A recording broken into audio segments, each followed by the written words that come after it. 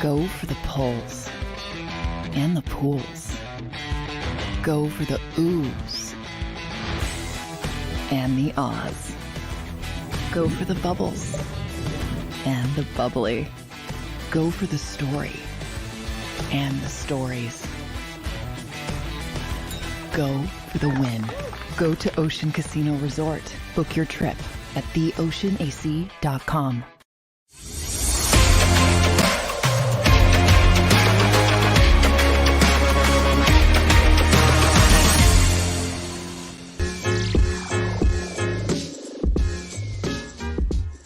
What's up, everybody? Welcome into the Legal Hands to the Face show on this wonderful Victory Tuesday. I already see some of my Power Hour crew checking in on the Legal Hands to the Face chat. I love it. What's up, Wine Niners Wine? But we have a great show scheduled for tonight. My man Mark Farzetta is going to be joining the show in a little bit. Dr. Chris Radcliffe, as always, to talk a little injuries. But we get the luxury of breaking down another Eagles victory.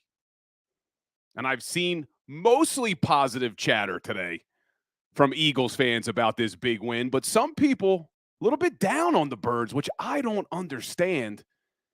After your Philadelphia Eagles just went into Arrowhead Stadium against Andy Reid and Patrick Mahomes coming off of a bye, down by 10 going into the half, and they come out of there and they do what they just keep on doing, which is winning football games.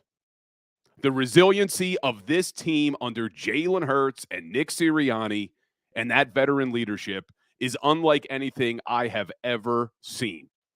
And your Philadelphia Eagles sit here at 9-1, and I can't wait to break it all down. But just a reminder, guys, this show is being simulcast on the JAKIB Sports Network, as well as my YouTube channel, Bill Colarulo, and Legal Hands to the Face Sports Talk. If you're only listening to the audio, we will upload the audio after the show. But be sure, guys, like, subscribe. Make sure you're not only subscribed to my YouTube channel, but make sure you're subscribed to the JAKIB Sports Network for all their shows.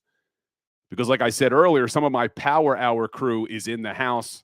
I do a daily show on the JAKIB Sports Network every Monday through Friday, 10 to 11, called the Philly Sports Power Hour. So some of you guys already heard how I feel about this Eagles win. But smash that like button, engage. Let me see you in the chat. If you're here, give me a little roll call in the chat.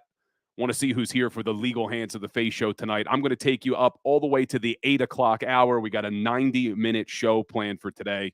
And like I said, my man Farzy will be joining the show, as well as Dr. Chris Radcliffe.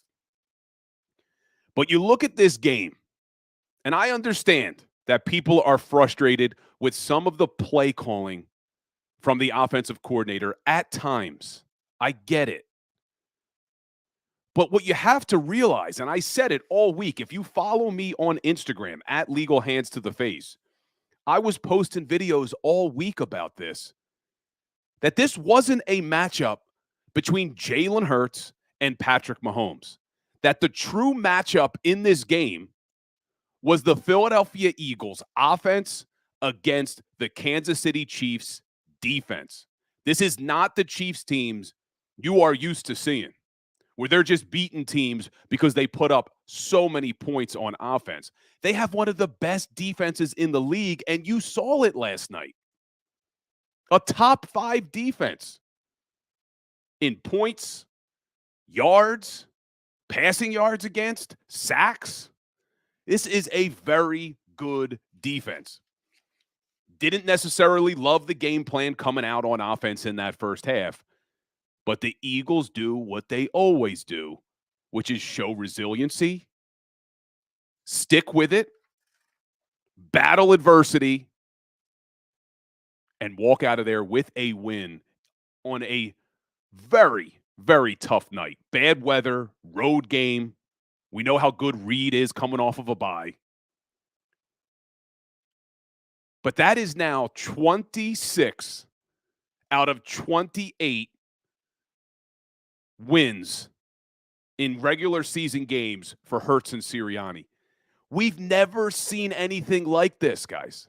This is stuff you see in high school and college. You don't see this in the NFL. So take a step back and enjoy it a little bit. I'm getting text messages from people telling me they need to fire the offensive and defensive coordinator. Are you kidding me? You just went into the Super Bowl champ's house and came back down by 10 at halftime and won that football game. Enjoy it. And I got some of these stats from from Reuben Frank over at NBC Sports Philly. Just listen to this. Not only did they beat Andy Reid coming off of a bye, and we know what his record was. We went over it if you follow me at Legal Hands to the Face on Instagram. Not only did they beat Patrick Mahomes, but listen to these stats. Andy Reid, when leading by 10 or more points at halftime, was 62-6 in his career. When leading going into the fourth quarter, he was 65-8. And the Philadelphia Eagles came back to win that football game. And if you follow the JAKIB Sports game day shows, I do the halftime show with Mark Farzetta and Kayla Santiago. And right before we ended that halftime show, Mark Farzetta turned to me and said, "What do you want to see in the second half?" And my response was that this was an opportunity for this coaching staff to show us that they truly belong on the same field as Andy Reid, because we saw them get out-coached Nick Sirianni in the Super Bowl in the second half. This was an opportunity for Brian Johnson and Sean Desai, and especially Nick Sirianni, to go into halftime, make the proper adjustments, and come out in the second half and win this game. And they rose to the occasion. Was it always pretty? No. Did I like some of the play calling on the offensive side of the ball? No. But when you take a step back and look at what this team did last night, especially in that second half, you have to walk away impressed. You have to. And I see some of my Legal Hands to the Face crew checking in. Wine Niners Wine, as always. Xavier Spencer, good to see you. Godfrey Wilson checking in. Didn't doubt, even through some senseless offensive play calling down the stretch. Would like to be educated on why those plays. And we'll get there, Godfrey, because there were some plays that left a little bit to be desired. But again, they did enough. And I talk about a lot, if you follow me, there are really three keys to every NFL game that if you can win in these three areas, you're going to win a lot of football games in the NFL. The turnover battle, red zone efficiency, and third down. Good teams extend drives on third down. They get off the field on defense on third down. And just look at what this Philadelphia Eagles team did yesterday in those three areas. Number one, most important almost every single week, turnovers. The Philadelphia Eagles won the turnover battle yesterday 2-1. The one turnover the Eagles had, a miscommunication between Jalen Hurts and A.J. Brown. I understood what A.J. Brown was doing. He beat the guy off the line, thought he could take it deep. The problem was that wasn't what the play call was. Jalen Hurts didn't see him going deep. Jalen Hurts is trying to escape a blitz. He throws the ball to where A.J.'s supposed to be. He's not there. A little bit of a miscommunication. But the Philadelphia Eagles defense comes up big with not only 2 turnovers, but 2 turnovers in the red zone, taking away points from that Kansas City Chiefs offense. And look at the 2 guys who got them. Kevin Byard and Bradley Roby. 2 guys who weren't even here at the beginning of the season. And you could take it a step further. the person who jumped on the fumble forced by Bradley Roby, Nick Morrow, he was cut before the season started, brought back on the practice squad after Nakobe Dean went down. It's amazing what this team did. Really, the entire organization deserves credit for this win. Not only the coaching staff, not only the players, but you got to give Howie Roseman credit for finding these guys, making trades, picking up free agents who contributed to that win last night. But for me, the play of the game was Bradley Roby's punch out on that ball against Travis Kelce. And I did a video on my Instagram about this on why it was the play of the game. But you look at that play. At that point in the game, the Philadelphia Eagles had just scored a touchdown to cut the lead to 17-14.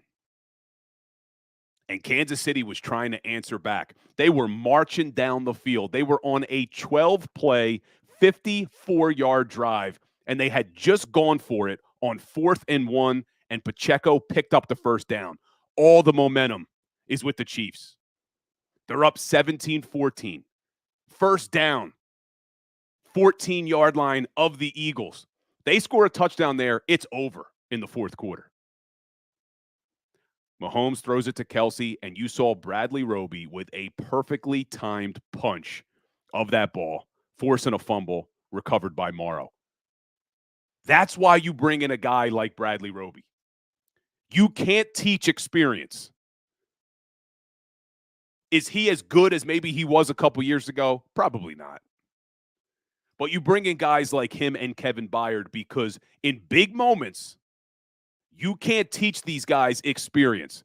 That was such a veteran play by Bradley Roby at that point in the game to punch that ball out on one of the best tight ends we may have ever seen in the National Football League. Such a huge play. Keeps it a 17-14 game, and then two drives later, Jalen Hurts does what he does, which is when the games matter the most, he wants the ball in his hands. And on that drive, it was an 80-yard drive, and Jalen Hurts was responsible for all 80 yards and the touchdown. He had 79 yards passing, changes the play at the line of scrimmage to throw that deep ball to Devontae Smith to the 1, and then brotherly shove into the end zone. And then the Eagles never looked back. Yeah, did they get a little bit lucky with the drop pass? Of course. But how many times have we been on the other side of that? It's a part of the game. And I'm not going to sit up here and apologize because the Kansas City Chiefs receiver dropped that ball. It's happened to us too. It's a part of football. And we talked about the 3 keys. 1, turnovers. They won the turnover battle. 2, the red zone. Those 2 turnovers were in the red zone, holding the Kansas City Chiefs to 2 of 4 in the red zone for 50%. Your Philadelphia Eagles go 3 for 3 in the red zone for a perfect 100%. And when this season started, we complained a lot about the red zone offense. They were near the bottom of the league in red zone offense. We'll take a look now. Top 10 in the NFL, Philadelphia Eagles red zone offense. They're sitting at number 9, converting 59% of the time. And since week 6, your Philadelphia Eagles have the number 1 red zone offense, converting 75%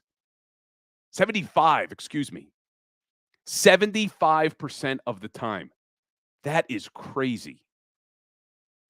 So I know a lot of people, and I see Frank Gallo in the chat, want to get on Brian Johnson and Sean Desai and these coordinators.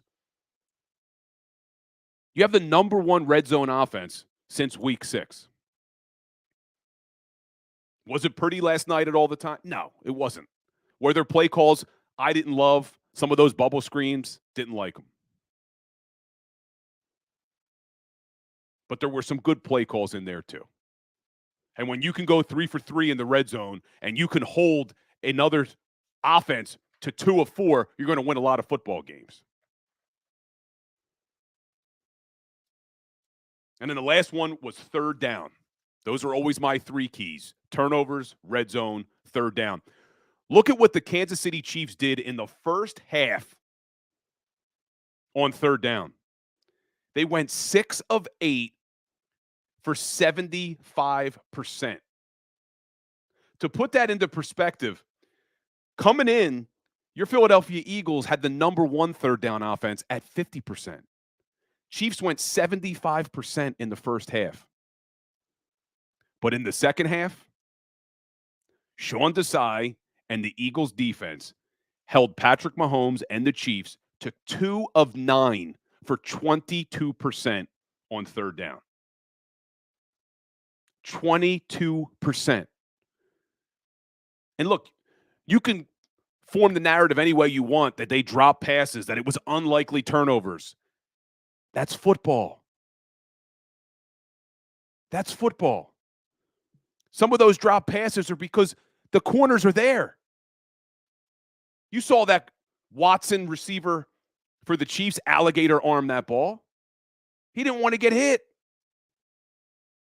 I'm not going to sit up here and apologize for drop passes and turnovers for the Kansas City Chiefs.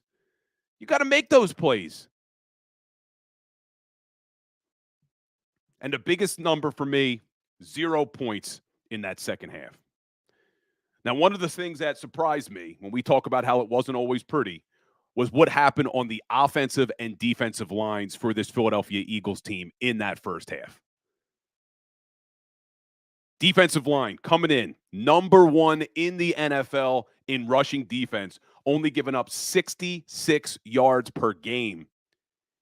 And they let the Kansas City Chiefs go off for 121 in that first half. And even worse, 6.1 yards per carry. Coming in, this Eagles defense was holding teams to 3.7 yards per carry. But they let the Chiefs go 6.1. But they regrouped. You look at the second half, held them to 47 yards. And 0 points. I don't care that you think it was a fluke turnover in the red zone. They forced that turnover. They forced it. The guy punched the ball out. That's a great play. That is a great play. Why are we trying to take away great plays by our Eagles players? I thought that was a big win for the Philadelphia Eagles. And you look at the offensive line giving up 5 sacks in the first half. After halftime, 0 sacks. Completely shut down that very good Chiefs pass rush. Look, the Chiefs, I told you, they were a good defense coming in. I don't know why people were surprised at this. They were number 3 in the NFL in sacks coming in.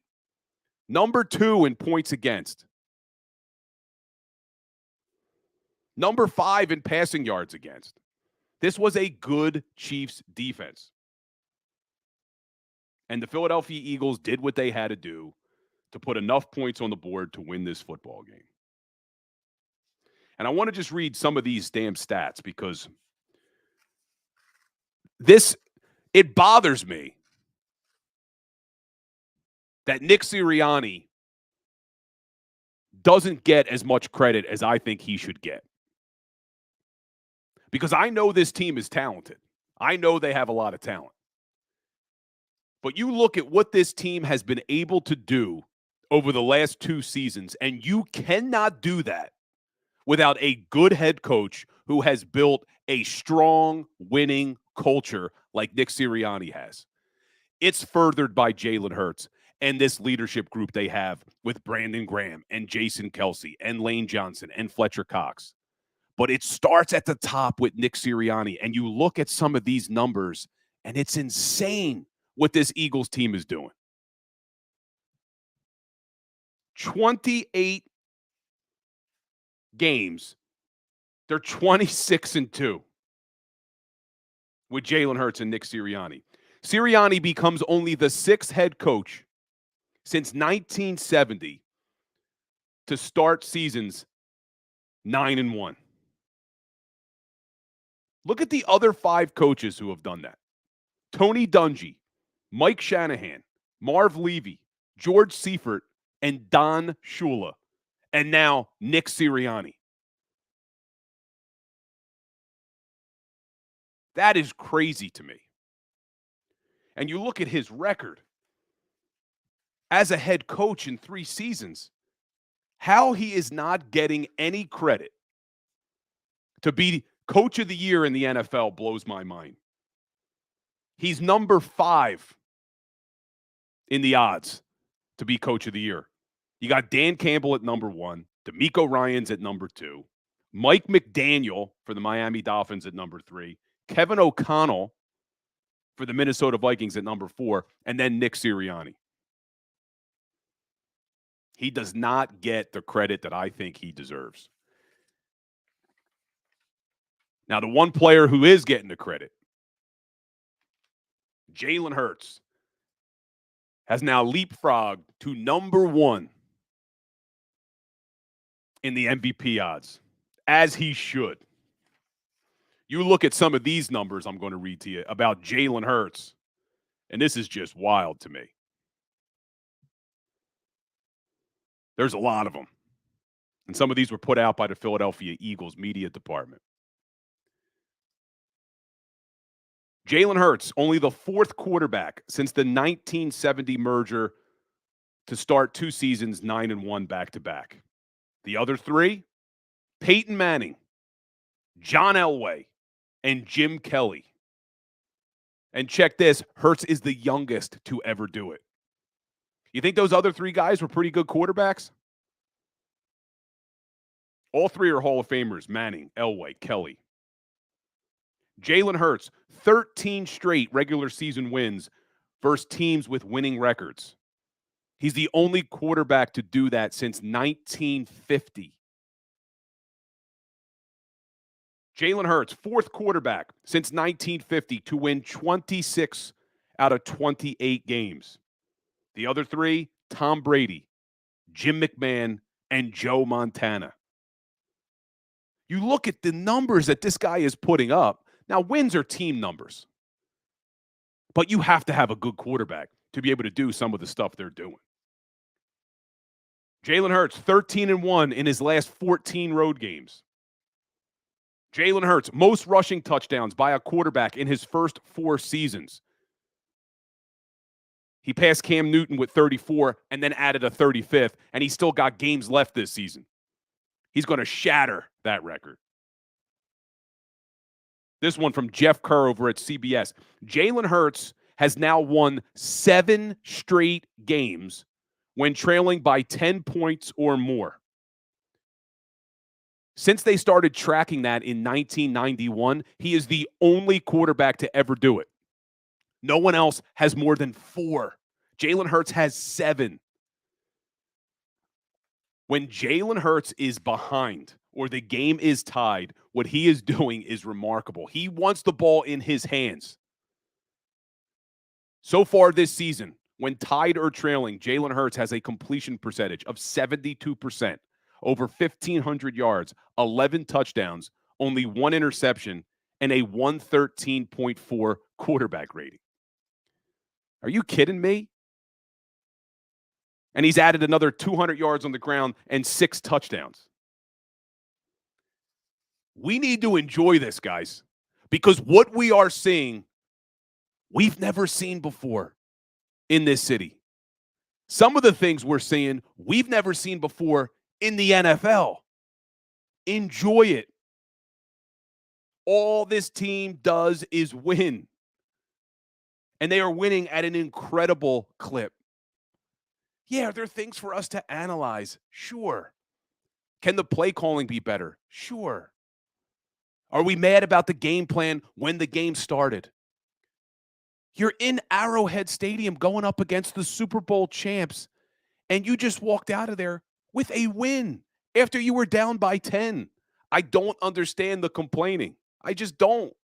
And I got more Jalen Hurts stats for you.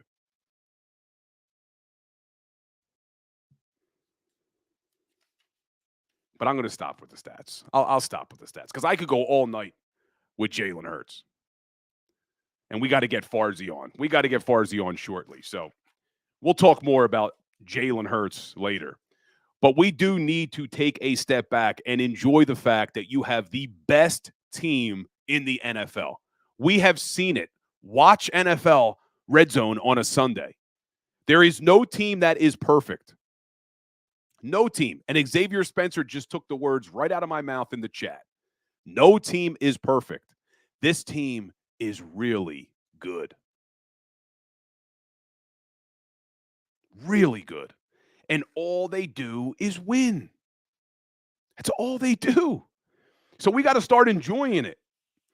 And look, I get some of the complaints about the play calling on offense. I don't understand anyone who could be upset with Sean Desai. That one blows my mind. What we have seen from Sean Desai over the last few weeks has been remarkable. This is a guy who hasn't had the same secondary since training camp. You had Zach McPherson go down. Avonte Maddox go down. Justin Evans goes down. You had Terrell Edmonds as a starter. They ship him out. Kevin Byard's been here 3 weeks. Reed Blankenship was hurt. Darius Slay's missed a game. James Bradbury's missed a game. Sidney Brown's missed games. Bradley Roby, they sign him. He plays 2 games. Then he's out. You got a linebacker that wasn't even here to start the season. You got another linebacker that you cut and then had to re-sign. How anyone can complain about the job that Sean Desai has done with the personnel that he has on defense is insane to me. To be able to get these guys coached up the way Sean Desai got these guys coached up against the Super Bowl MVP, Patrick Mahomes, a generational talent, I get that their receivers aren't what they used to be. But you still look at the job that this team did in that second half in holding them to 0 points, 2 out of 7 on third down, forcing a turnover in the red zone in the second half, an interception in the red zone in the first half, with guys who haven't been here even a month, is amazing coaching by Sean Desai and his coaching staff. Brian Johnson, at times, still bothers me with his offensive play calling. I understood the theory last night. I understood the theory when they're bringing pressure like that, especially interior pressure, to try to throw some screens. Love the screen plays to DeAndre Swift. Love those screens. The bubble screens to the receiver. You throw one to Devontae Smith on the left. Doesn't work. You come back with the same exact play to Julio Jones on the right. Doesn't work. They got to get those plays out of the playbook because they can't run them. We've seen it from the beginning of the season. They can't run them. But things are getting better. One of the big complaints about Brian Johnson was his red zone play calling. You have the best red zone offense in the NFL since week 6. And even with how bad they started, they're still in the top 10. But we'll talk about all of this after the break when we bring my man Mark Farzetta on the show. Usually Farzy joins the Power Hour on Thursdays, our Thursdays with Farzy, but it's Thanksgiving. So he was gracious enough to join the Legal Hands to the Face show tonight. So stay tuned. We'll be right back, guys, with Mark Farzetta. Go to get your game on. Go for the beers. Go for the cheers. Go for the hit and the hits. Go for the stakes and the stakes. Go to get your parlay on. Go to get your party on. Go for the scene. Go for the screens. Go for the gallery. Go for the win. Go to Ocean. Visit theoceanac.com to plan your visit. At Pond Lehocky, we've recovered billions of dollars for our clients, and we're confident we can do the same for you. With over 250 years of combined courtroom experience, we've helped over 100,000 injured clients obtain some of the largest settlements in Pennsylvania. One conversation is all it takes to help you and your family get back on track. If you've been injured in an accident, give Pond Lehocky a call. They're carving them up and good play calling along the way. First and goal at the 6.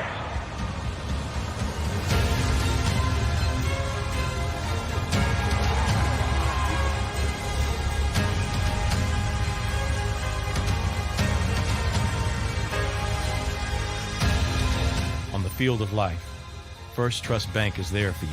Champions on 3. 1, 2, 3. Because Philadelphia dreams deserve a Philadelphia bank.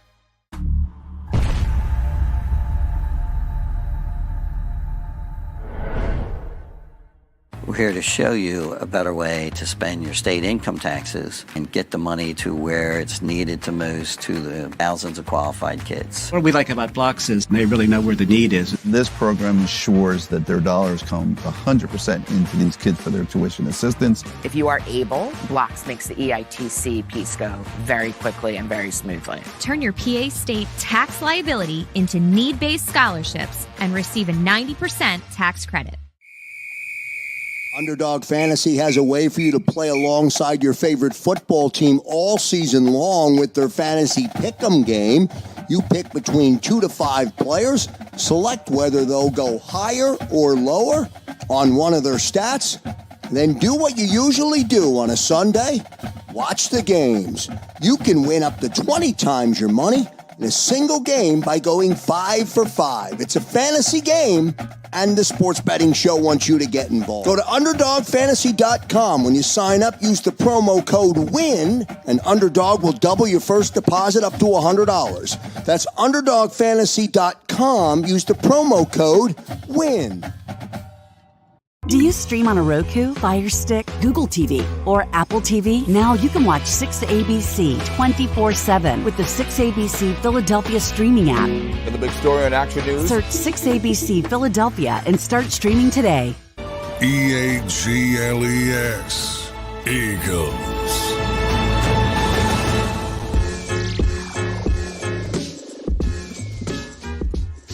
What's up, everybody? Welcome back into the Legal Hands to the Face show. And we are joined by my man, Mark Farzetta. What's up, Farzy? Aren't you sick of me yet? We spent enough time together yesterday. Birds 365, pre-halftime, little posts during the game, obviously, and here we are together. One person even assuming that you and I are related, even as close as brothers at this point. So compliment to me to think that I was Mark Farzetta's brother. I can't wait to spend Thanksgiving with you. I'm coming over. You don't want to be part of this gene pool, my friend. I don't know if you want these Italian Polish genes. You know what I'm saying? It's just it's a very stubborn way to go about life with those two combinations. Let me tell you. Well, I appreciate you joining the show. Usually, Farzy joins the Power Hour that I do every day here on the JAKIB Sports Network on Thursdays, but it's Thanksgiving. We get the day off, so he's joining the Legal Hands to the Face show tonight. But speaking of gene pool, so my cousin is in the chat. My cousin's been texting me, and he is very angry with the coaching staff for this Philadelphia Eagles team, going as far as calling not only for Brian Johnson to be fired, but Sean Desai to be fired. Farzy, am I crazy here, or was this an impressive win for our Philadelphia Eagles last night? It was an here's the deal. I would never in a billion years, and this is why the the optics matter.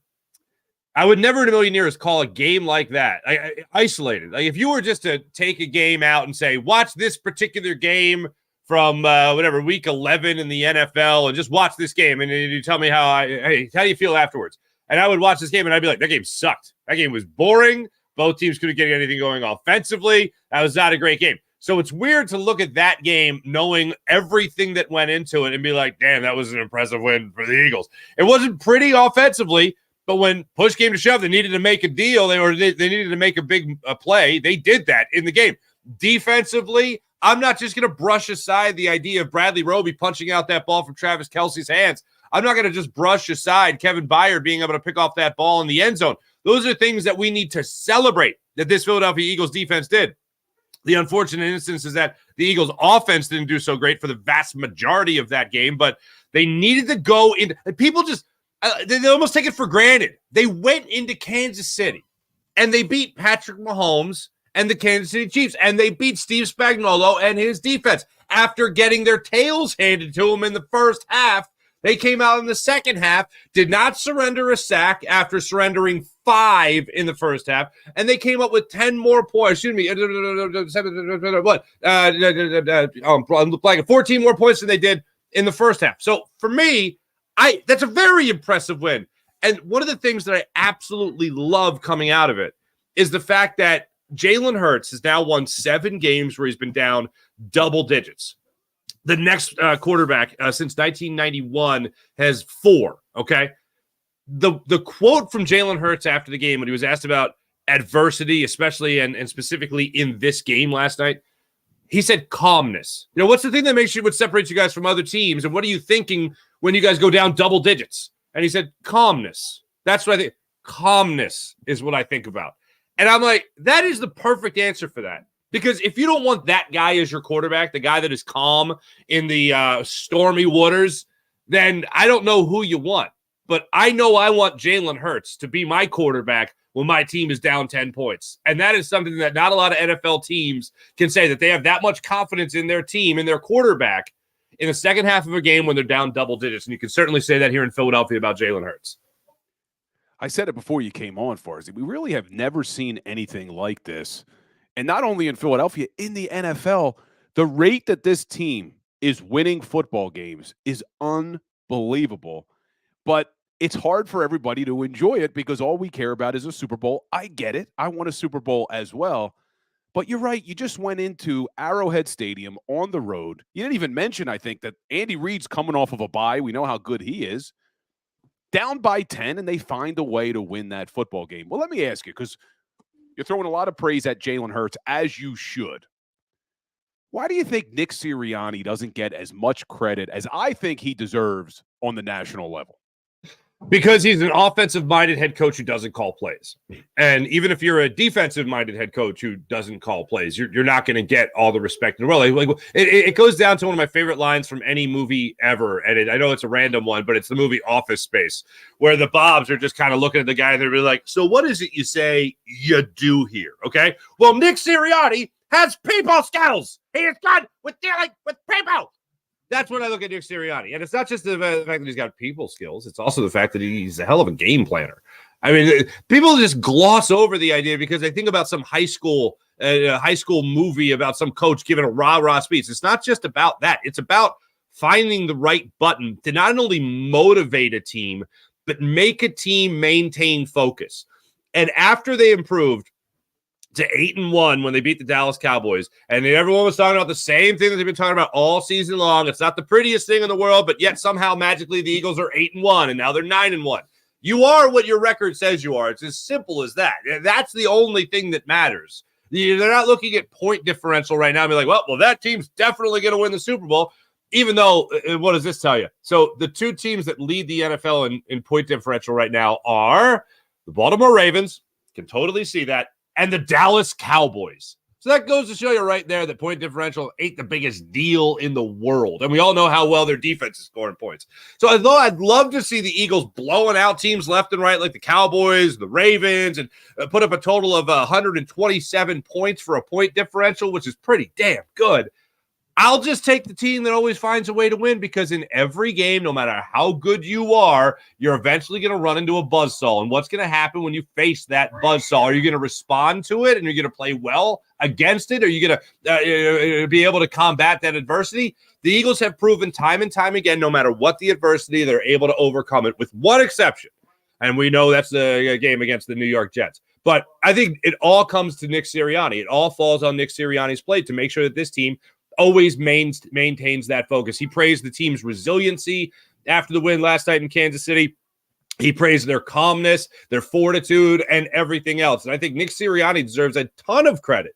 But when you have a quarterback that is as dynamic and as unique as Jalen Hurts, this offense and that quarterback are going to get a heck of a lot more attention than the head coach, especially if he's not the guy calling plays. I mean, think about it. We talk a lot about Sean Desai, giving him praise, not so much with your cousin as it looks. However, we also talk about Brian Johnson as the Eagles offense coordinator, him not calling plays so well. So it's like, what are we going to do? Just continue to lavish praise on the head coach? That just doesn't seem natural to us here in Philadelphia. And you mentioned Sean Desai. One of the things that impressed me so much with him is you saw the adjustments that got made last night, giving up 0 points in the second half to the Kansas City Chiefs. But this isn't the first time we've seen this team come out in a second half and shut down an offense. They did it against the Cowboys. They did it against the Los Angeles Rams. They did it against the Miami Dolphins. And he's doing it with different pieces on the back end. How impressed have you been with Sean Desai as a defensive coordinator? Extremely.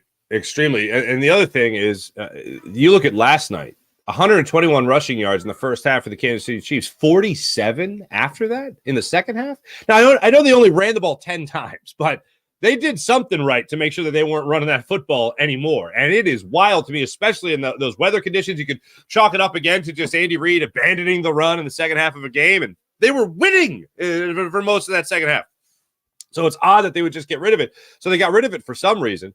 And it just continues to be the second half adjustments. And any Eagles fan worth a damn, I think, coming out of last year and coming out of the Jonathan Gannon incredible 70-plus sack season, including the playoffs and all that stuff, I think everyone, okay, you know what? It's not so much that I need to see somebody blitz on every play, and Sean Desai has certainly not done that, although it seems to be a lot more efficient when he does blitz. It's the fact that he's able to make second half adjustments. Going back to that word adversity again, what's going to happen when you face it? What's going to happen if your game plan all of a sudden it's not looking so hot in the first half of a game? What are you going to do when you get back to the drawing board for the 30 seconds you have to do that at halftime? What's going to happen when you talk to your captains? What's going to happen when you talk to your defensive leaders on this team? What's going to happen? Well, I'll tell you what happened. They go and they make adjustments. So that, to me, is the absolute best way to compliment a guy like Sean Desai, is that he'll listen to the guys around him and he'll make the right adjustments in the second half. If the game plan wasn't right, he'll make it right come the second half. And that is what's been so comforting about having him as a defensive coordinator, is the second half adjustments. And you look at that Kansas City Chiefs offense, even though we've all said they're not the offense they've been in the past, they were still a top 5 passing offense in the NFL going into that game. And Eagles did a pretty good job in the passing game.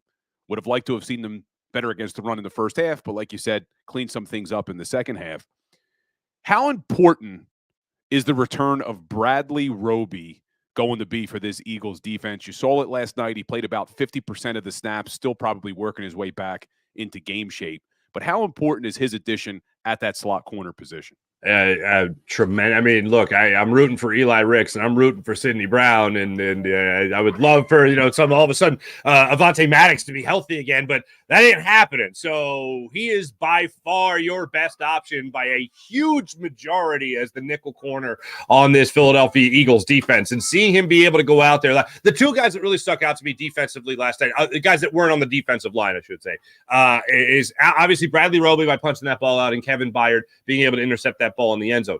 Going into the bye week, we all talked about getting healthy, and I was talking about, I didn't hear too many other people talking about it, but the potential of Kevin Byard kind of learning that position in Philadelphia, a 2-time All-Pro, learning the new surroundings, learning the new playbook, learning the new defensive coordinator, trying to build any type of camaraderie at the NovaCare complex throughout the 2 weeks that they didn't have to play a football game after they beat Dallas. And it looked like everybody was on the same page. Now, you could argue in the Byard situation that it was all about Travis Kelce. He had faced Travis Kelce before. He had a lot of success against Travis Kelce previously in his career. And then you argue more about Bradley Roby coming back and showing that he could be healthy. When you see Bradley Roby go out there and play aggressive and play physical, in the few times that Sean Desai had guys at the line of scrimmage looking to jam, looking to have some jam coverage there, that to me showed me that he was more than ready to come back, and the Eagles handled him properly before the bye week, and being able to make sure that when he came back, he was going to be at 100%. That to me is a huge deal for the Eagles, to make sure that they have a guy at the nickel corner position who they trust. And that guy is Bradley Roby. And for him, like, people talking about luck. Oh, the Chiefs turned the ball over. You can't count on that. Oh, really? I can't count on that. I can count on the Eagles defense making a play, because that's exactly what they did in this game. They made plays. That's not luck. That's making a play. Kevin Byard going up to get that ball on Patrick Mahomes. That's not luck. That's making a play. Bradley Roby punching that ball out. That's not luck. That's called making a play. And that's what this Eagles defense did in the Super Bowl winning season. And that's what they look like they're doing again this year.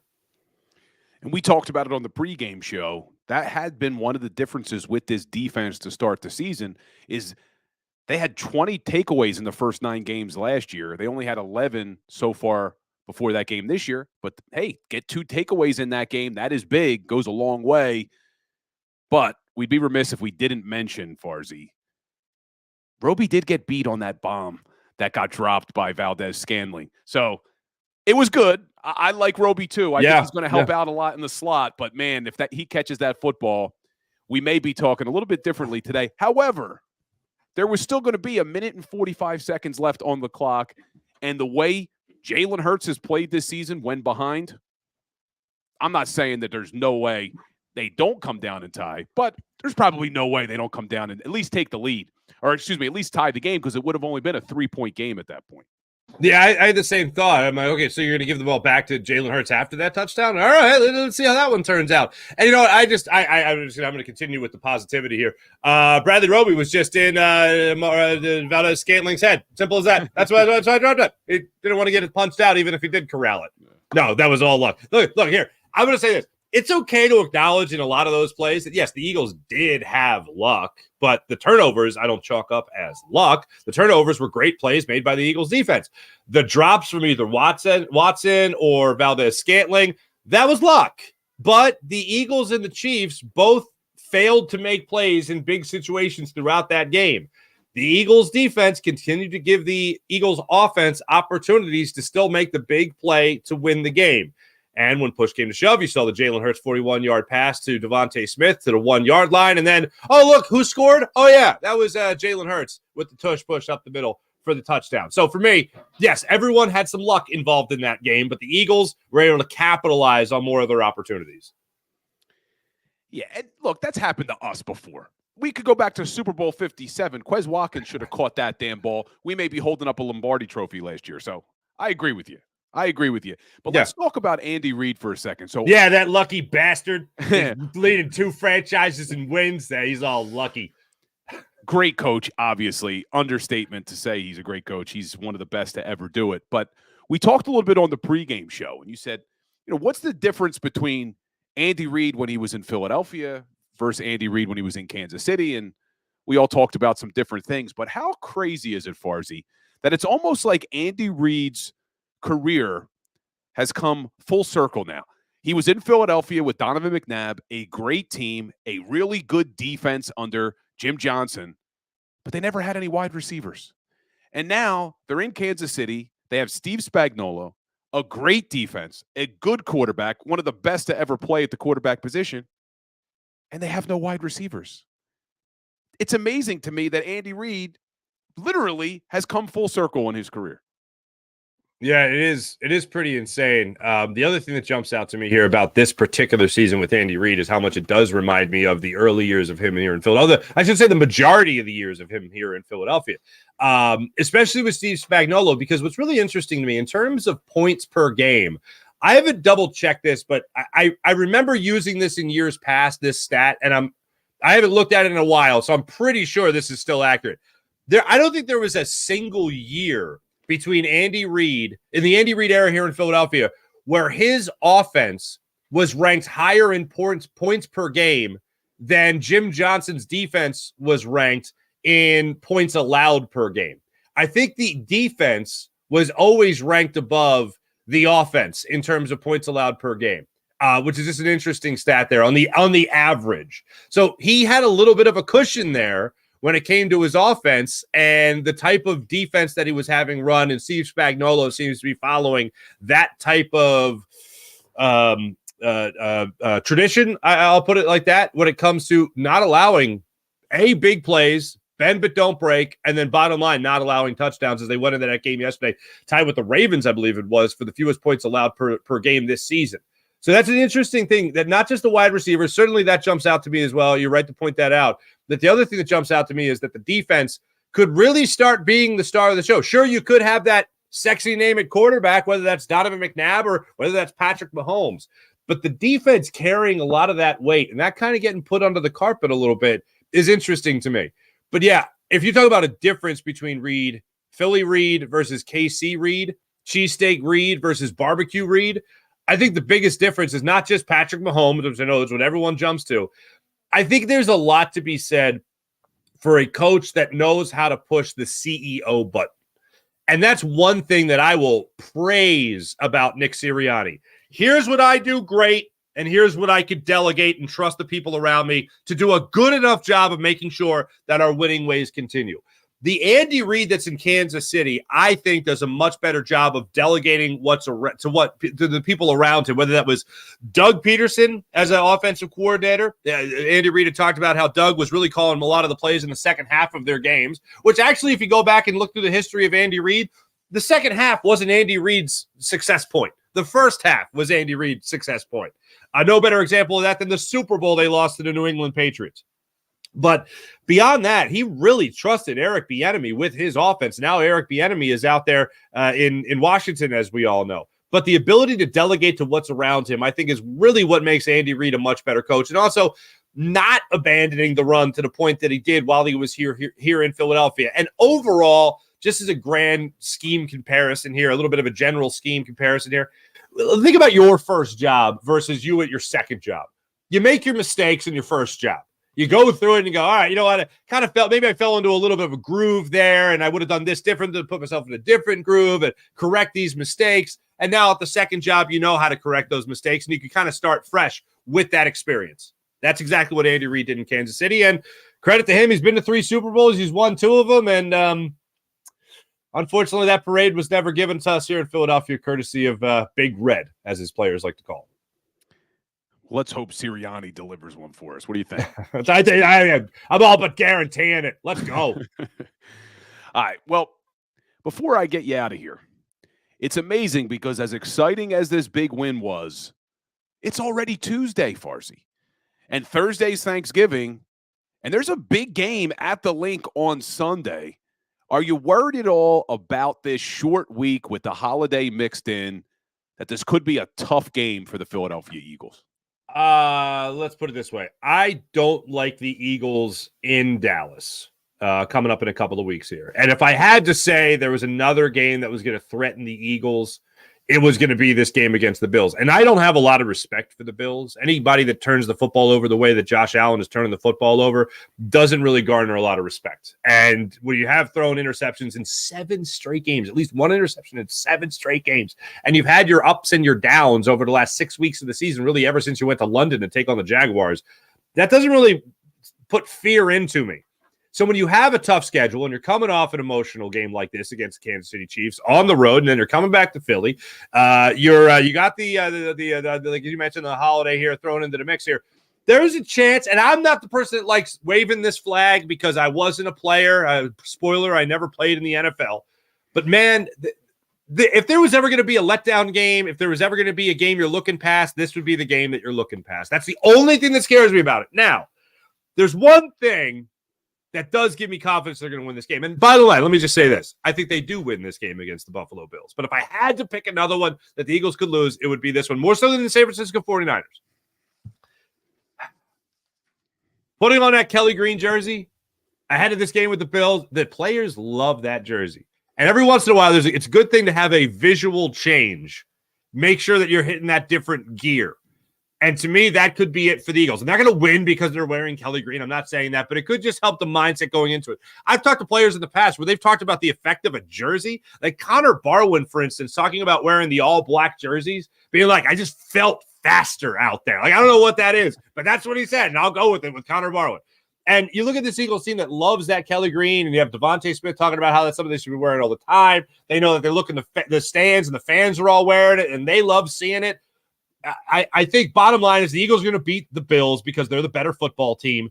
But overall, I think if there's going to be any kind of visual off-the-books change, it's going to be that type of uniform change with the Eagles. I find it just an interesting little tidbit. Not the reason, not blowing it out of proportion, but just an interesting little thing that's when it's hidden at this point in the season, and I love it.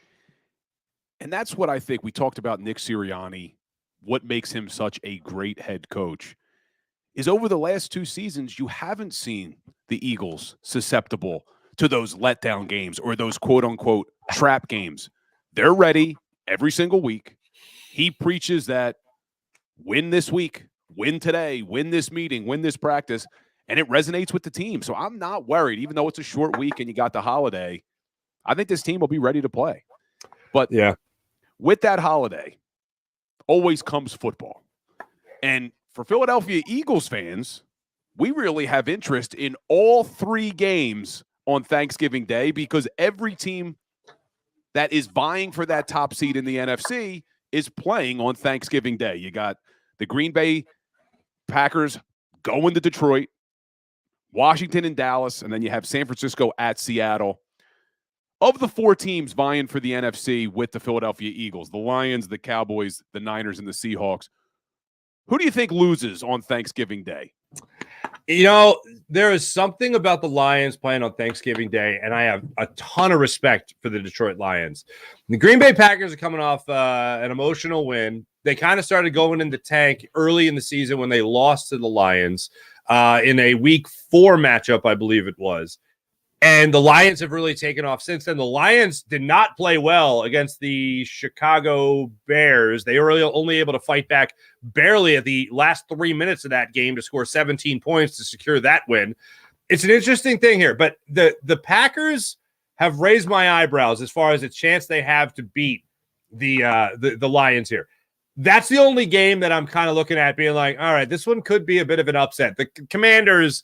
There's no worse time for Sam Howell to face the Dallas Cowboys than right now. Like, you're saying how you thrown 12 picks this year, tied for the NFL lead with Josh Allen for interceptions, and now you're going to go face DeRon Bland? Okay, get ready for pick 6, number 5, a new NFL record. He may set the record. Yeah, he may set the record on Thanksgiving Day. And the Seahawks, I mean, speaking about teams respect and don't respect, I don't respect the Seattle Seahawks. And I think the San Francisco 49ers are just going to have their way with them on the night game on NBC for that. So the only game that I'm looking at right now that makes me go, maybe there's an upset is the Detroit Lions falling to the Green Bay Packers, which obviously would be a great favor to the Philadelphia Eagles. I know you got to run, but before you do, what's Farzi's favorite thing to eat on Thanksgiving outside of the turkey?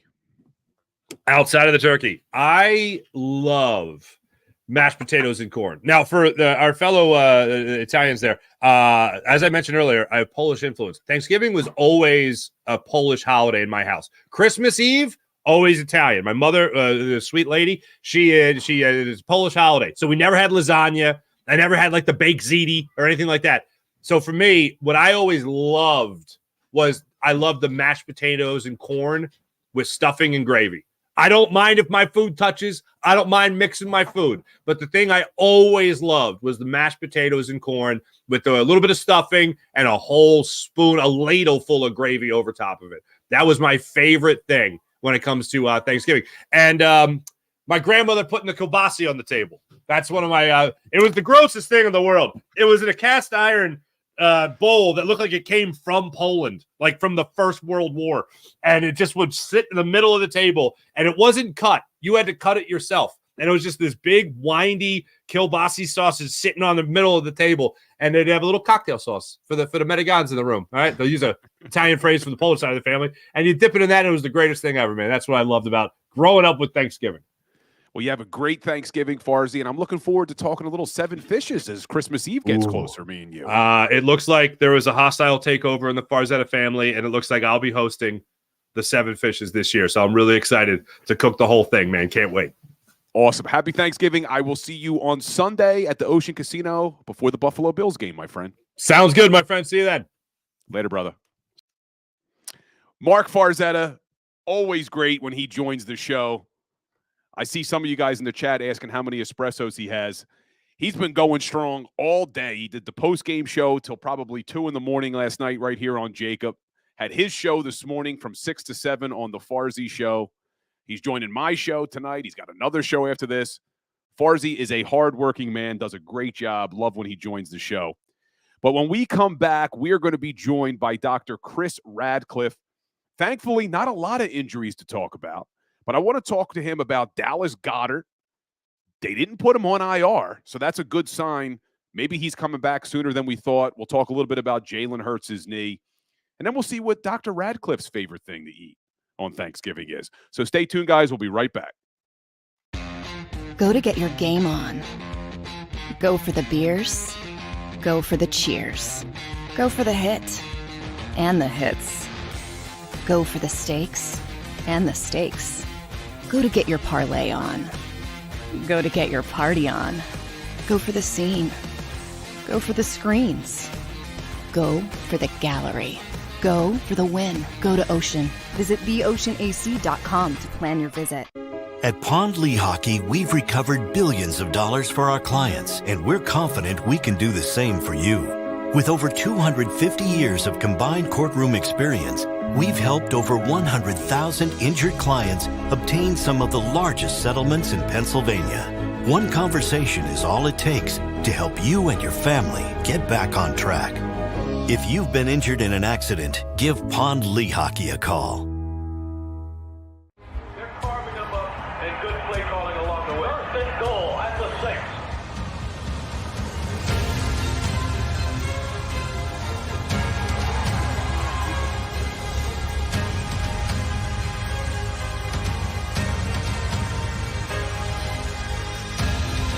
On the field of life, First Trust Bank is there for you. Champions on 3. 1, 2, 3. Because Philadelphia dreams deserve a Philadelphia bank.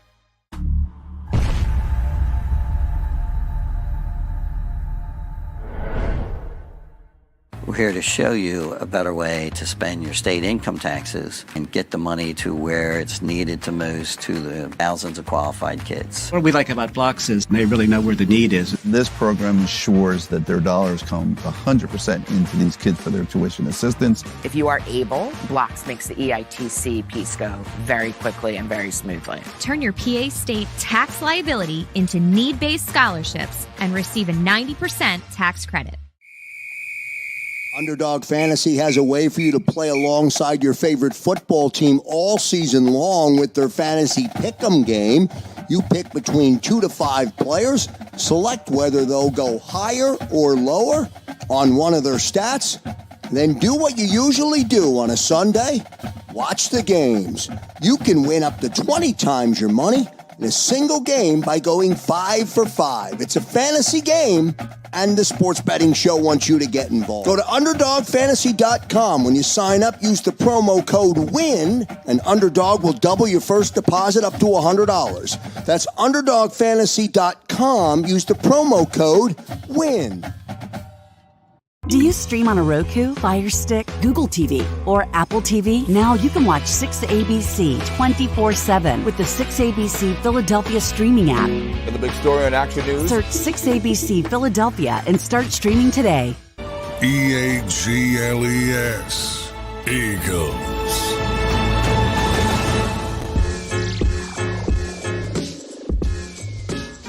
What's up, everybody? Welcome back into the Legal Hands to the Face show. We're now being joined, like we are every week, by my man, Dr. Chris Radcliffe. What's up, Doc? Hey, buddy. How are you? Not too bad. Big win last night, Thanksgiving week. How are you doing? I'm thankful. Thankful for the big win. It was exciting. It was, and I'm thankful you're here, and there's not a lot to talk about. That's a beautiful thing. Yeah. Beautiful thing. But, guys, if you don't know Dr. Radcliffe, he is a spine surgeon in Cherry Hill, Summers Point, New Jersey, at the Spinal Disc Center. I tell you guys every week, Harvard, Duke Medical School, one of the smartest men I know, and an all-around great dude, and an Eagles fan. So does it get any better than that? But, Doc, let's talk a little bit about Jalen Hurts. A lot of people still concerned about that knee. Looked like he did wear a brace last night on that knee, but he was moving around a little bit better. Give us some good news about what you're seeing with Jalen Hurts. Yeah, I mean, he indicated that the bye week was tremendously helpful for him. And as you saw, I'm sure in the reports, in practice, he was practicing without the knee brace and was moving around pretty unencumbered. I don't think it's a bad idea to wear the brace out of an abundance of caution during the game. You know, I was concerned about the sacks and certainly that. Just there's so much force going on when he's sacked and he hits the ground that I was concerned that something would be shaken up. But overall, I thought that he was moving really well, and it's consistent with the story that we've been told, that this is a bone bruise that is just going to painful, but it's going to resolve with time. And I think that it's not going to be an issue going forward. The knee's not unstable. It's not an ACL. It's not something more serious. I think that's great. Well, that is good news for Eagles fans, because this guy, all he does is win. I read some stats before you came on the show. It's amazing what Jalen Hurts has been able to do in 2 years as the Eagles starter. It really is. I mean, you Well, see the odds. MVP, buddy. MVP oh, I know, candidate. man. He jumped Yeah. up to the top. I see Yeah. somebody in the chat, Ken Lewis, saying Jalen unfortunately won't win the MVP. People like fluff stats more than wins, but Jalen Hurts is now your favorite to win MVP. He's got to stay healthy. Obviously, they have to keep winning, but that'd be a beautiful thing. But here's what I love about Jalen, Doc. He don't care at all about that MVP. All he wants is a Lombardi trophy. That's all that guy is about, and that's why we love him in this town. Yeah, and look, I mean, you got to credit the guy for perseverance. I mean, he's clearly been hurting from this knee injury for weeks, and he just disregards it and just stays focused on the game, keeps moving forward. I mean, he's limited because he's hurting, and it's hard to control that. But I got to tell you, I really respect the struggle through adversity. Yeah, it has been impressive. I mean, you even saw what he did last year. Clearly, that shoulder wasn't right. Yeah, he fought through it, wins that game, the last game of the year, to make sure they get the 1 seed. And then obviously we saw what he did leading up to the Super Bowl. So, love Jalen Hurts. Love Jalen Hurts. My people who follow me on the Philly Sports Power Hour, I do a daily show too. They know how much I love Jalen. But let's talk about another player on the offensive side of the ball, tight end Dallas Goedert. So he gets injured a couple of weeks ago. There's reports he needs surgery on the forearm. But the Eagles don't put him on IR, which means they think he's coming back before 4 games. What can you tell us about that injury, and why didn't they put him on IR? I'm surprised, honestly. I mean, the typical recovery for a forearm fracture for weight bearing and for what Dallas is doing is somewhere around, like 6 weeks to 3 months. It does sound like he got surgery early and it was stabilized early, and depending on the sort of specifics of the fracture, if it's what we call comminuted, meaning there are a bunch of different the bone is splintered into like a number of pieces, that means it's less stable. It sounds like I would infer from the way they're treating it that this was more of a simple fracture, meaning just 2 pieces, pretty easy to kind of hook together, and that therefore they're expecting an earlier recovery because the bone itself is inherently more stable. So I think that it's really encouraging. That would be great news because we also saw another tight end get injured last night, Grant Calcaterra. I think it was an ankle is what was being reported. They haven't given us any other details. I haven't heard any other details through any other channels. But yeah, it does sound like he has some sort of ankle injury. The reassuring piece is that he was seen walking in a boot out of the locker room after the game. So, I think you can infer from that it's not a fracture. If it was a fracture, they would definitely not let him weight bear on it. He would have been in a cast. So it's probably a soft tissue injury, probably a sprain of some kind. And it's just going to be a question of when he can move around pain-free. And, these guys really rely on their muscles to help stabilize the joints. That's why they work out and exercise so much, because the muscles are also stabilizers of the joints. So by having good muscle tone, they can sometimes overcome ligament injuries that would otherwise impair their performance and keep them from walking or moving. So hopefully that's a good sign. Yeah. Now, that's really all we need to talk about with Eagles injuries, which is great because we've said that before. This year, they haven't been as healthy as they were last year, but the good news is outside of Avonte Maddox, Zach McPherson, Sean Bradley early in preseason, most of these injuries were kind of soft tissue, things that they could come back from. So let's hope that continues. These guys keep getting healthy. But let's go around the NFL real quick and talk about Aaron Rodgers. You and I have talked about him before. Yeah. The only reason I'm rooting for the Jets to start winning some damn games is because I want to see if this guy could really come back from that Achilles tear that quickly. Because if they're not in playoff contention, there's no reason for him to come back. We've talked about it before. How shocked would you be if Aaron Rodgers comes back and plays this season? I would be absolutely floored. I felt, and all my other colleagues who I talked to, we felt that this would be a season ender. The issue with these Achilles tears is that it's really hard to repair that tendon. There's not a lot of good blood flow there, so it doesn't heal really well. So you have to be very careful with post-operative restrictions. You can't push these Achilles tendon injuries, and so you have to give them time to heal, which means that there's a lot of time to heal, a lot of time for stiffness, and that all limits them before they can start, weight bearing and running and doing, obviously NFL stuff. So I am stunned that he's already on the sidelines, moving around, and I still would be shocked if he made it into a game and played. But I guess anything's possible. And Go maybe 40-year-olds. Maybe you could answer this one, Doc. Why do we see so many Achilles ruptures in the NFL? And it seems like there's a lot of them this season. Kirk Cousins just had it. Zach McPherson, who we talked about earlier, that's why he's out for the year. Why so many Achilles ruptures in the NFL? I think that it's just a function of what they're doing and where they are. I mean, they're like kind of dealing with like a lot of forces. Their upper extremity and their torsos are moving in one direction often, while the lower extremities are moving a different way. I think in that way it's even different than soccer, where for the most part, presumably, like their kind of whole body is focused on the ball.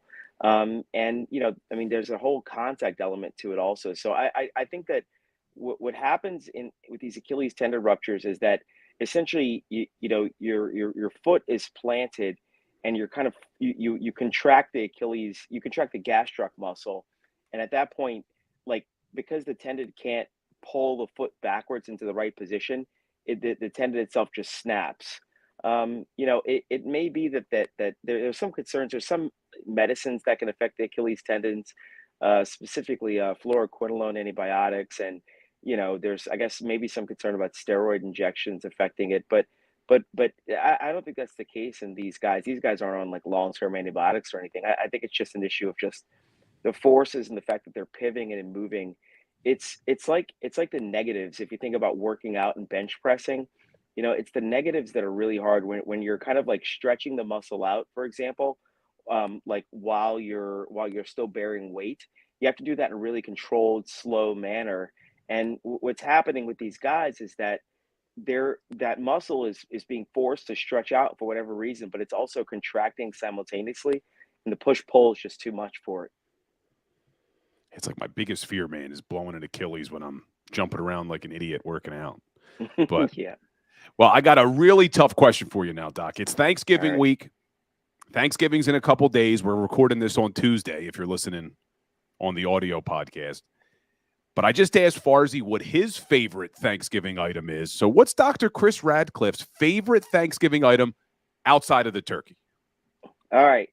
So by way of background, I'm from Louisiana. So we do things a little differently in New Orleans. Actually, it's turkey gumbo, which usually you have the next day. And so you can take, pieces of the turkey meat. People even use the carcass, and then they'll put in some andouille sausage and thyme and roux and make a delicious gumbo out of it. It's really good. And that's awesome. The other thing that's pretty classic and pretty exciting is, obviously everybody has stuffing. We do oyster stuffing down there. And I've heard of that. I've heard of oyster stuffing. So yeah, it's really good. And there's a whole ton of, amazing desserts as well. Bread pudding and pumpkin pie and making me hungry, man. Yeah, it's a food city. So and I mean, besides that, like there's just the normal delicious Louisiana food like gumbo and sort of shrimp etouffee and all that stuff. So crawfish etouffee. So it's a lot. You got to come prepared to eat, and you got to be focused to get through those meals. You going back down there for Thanksgiving, or you staying up here?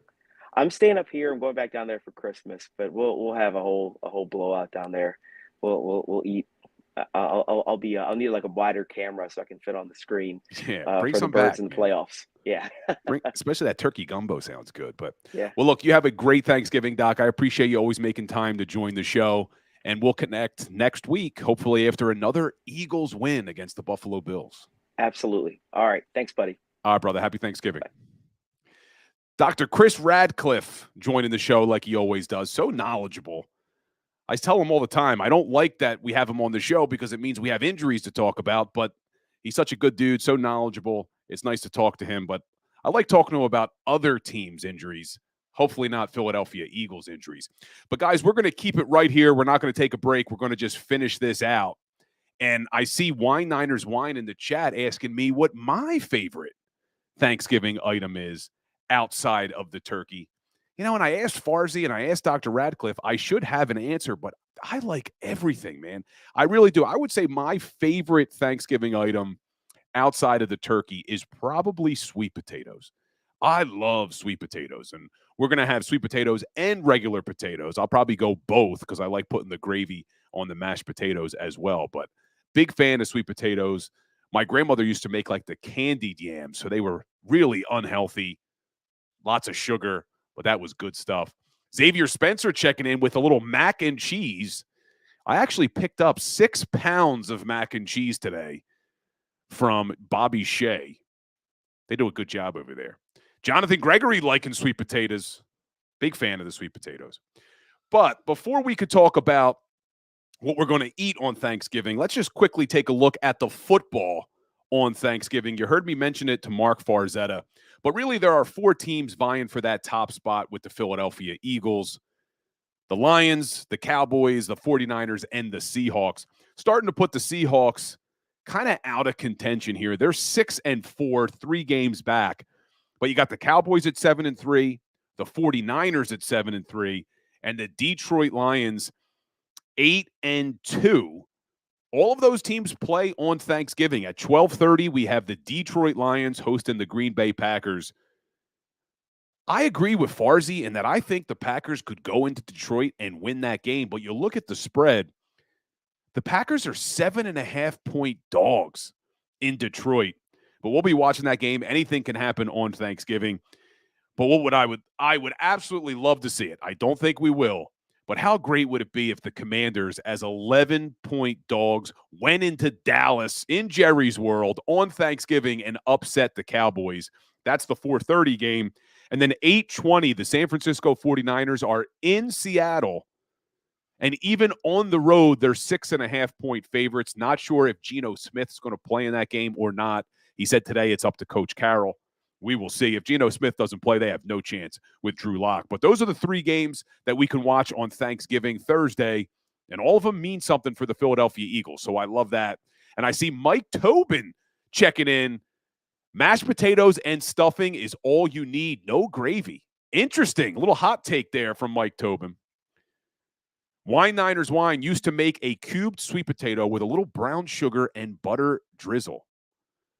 And then Mike Tobin follows up the hot take about mashed potatoes and stuffing with a little Dallas sucks. Can't go wrong with Dallas sucks. We all agree on the Dallas sucks talk.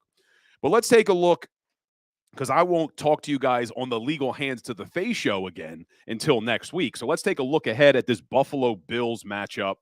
But if you want more Bill Colarulo, you can get it at the Philly Sports Power Hour every day from 10 to 11 on the JAKIB Sports Network.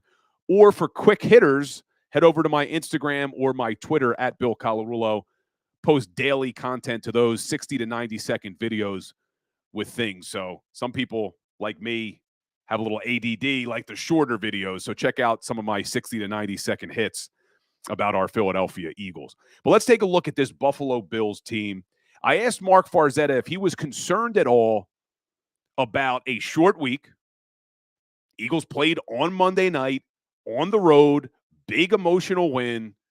Now they got to come back, and not only is it a short week, you got Thanksgiving. These guys celebrate Thanksgiving too with their families.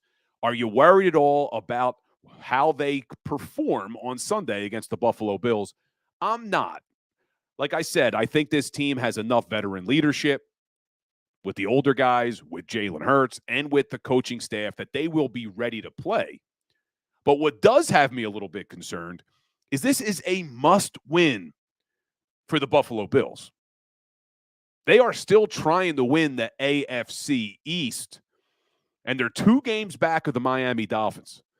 Buffalo is 6-5. The Dolphins are 7-3. This is a must-win for Josh Allen and Sean McDermott and this Buffalo Bills team. And you look at this Buffalo Bills offense. And it's amazing to me that they're only 6-5. We know why. It's because of turnovers, which I'll talk about in a second. But you look at the Buffalo Bills offense, and they are in the top 10 of almost every single category. They're number 6 in total yards per game, number 7 in points per game, number 7 in passing yards per game, number 11 in rushing yards per game, 8th in yards per carry, number 3 in yards per play, number 2 on third down, only 0.1% behind your Philadelphia Eagles.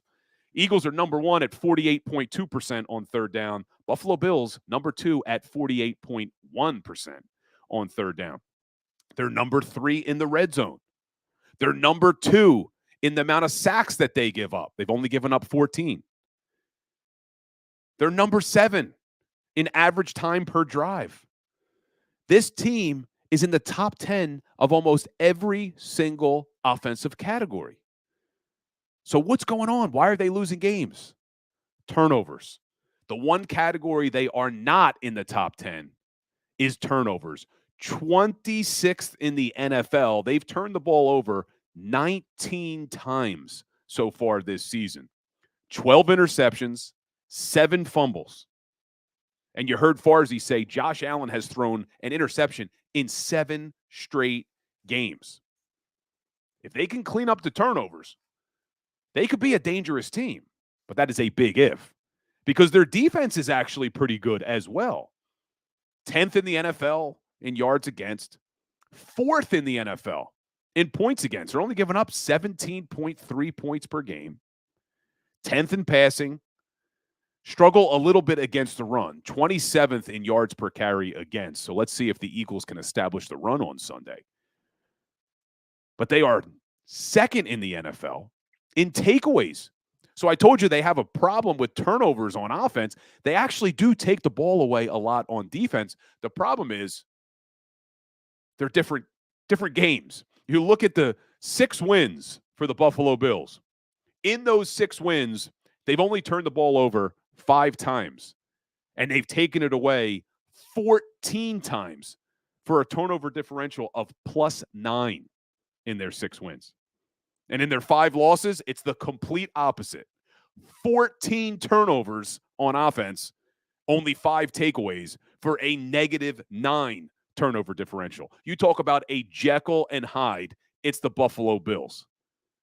When they win, they get takeaways, they don't turn it over. When they lose, they don't take the ball away, and they turn it over a lot.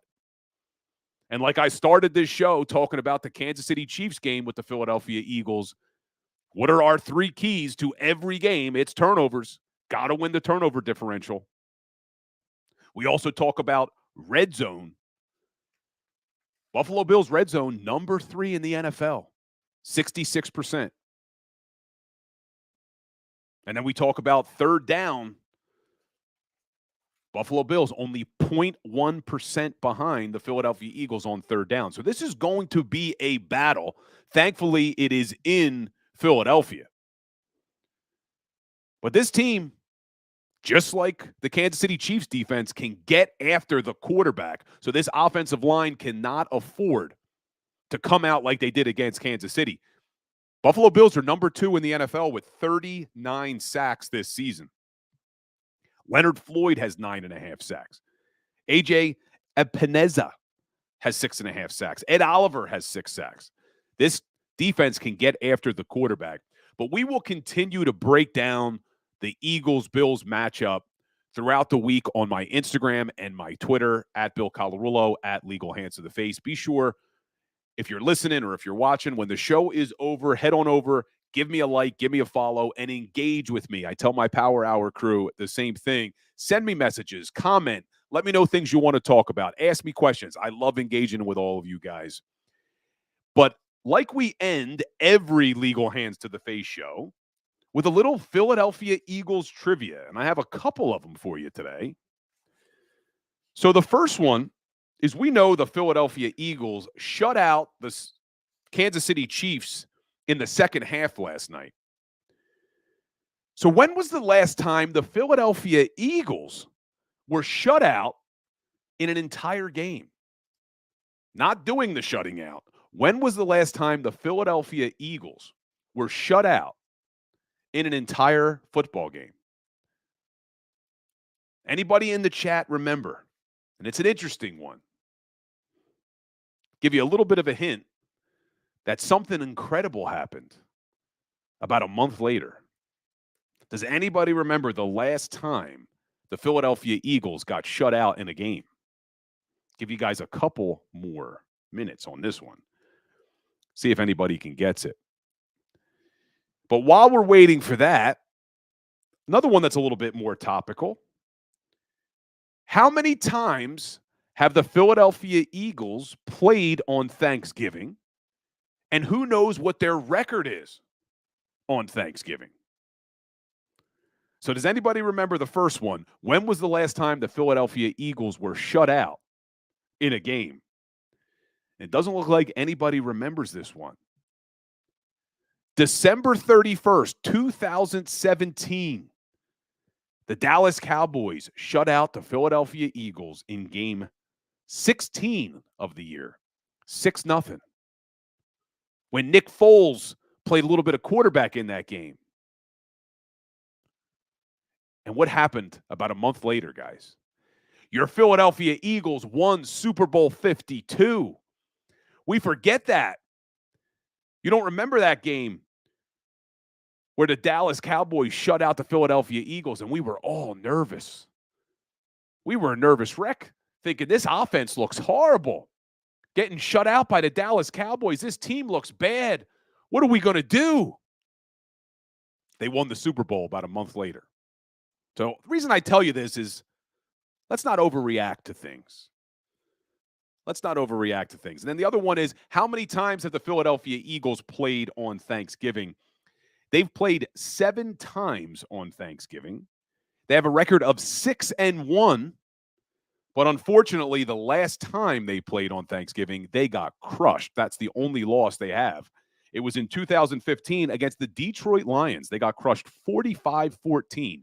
But before that, the Eagles had won 6 straight games on Thanksgiving. But they don't play this year on Thanksgiving. They play on Christmas Day, which, if you heard me and Farzi talking about the 7 fishes on Christmas Eve, thank God the NFL didn't do that to us again. Thank God they put this Eagles game on Christmas Day, because they tried to kill me last year, putting that game against the Cowboys at 4:30 on Christmas Eve, right smack dab in the middle of the 7 fishes. So I'll much rather take Christmas Day against the New York Giants. But guys, I appreciate you all spending this 90 minutes with me. Like I said, hit that like button for me if you can. Hit that share button for me if you can. Check me out on all your favorite social media channels, at Legal Hands to the Face, at Bill Colarulo. And if you want more every day, Monday through Friday at 10 o'clock, right here on the JAKIB Sports Network, the Philly Sports Power Hour. I want to wish all of you a very happy Thanksgiving. If I don't see you on the Power Hour, just want you to know I really am thankful for all of you who engage and like and comment and follow me on social. It really means a lot, guys. I do appreciate it. I am thankful for all of you. Happy Thanksgiving to you and your families. Let's hope we got another big Eagles win on Sunday. And as always, go Birds. Go for the polls and the pools. Go for the oohs and the ahs. Go for the bubbles and the bubbly. Go for the story and the stories. Go for the win. Go to Ocean Casino Resort. Book your trip at theoceanac.com.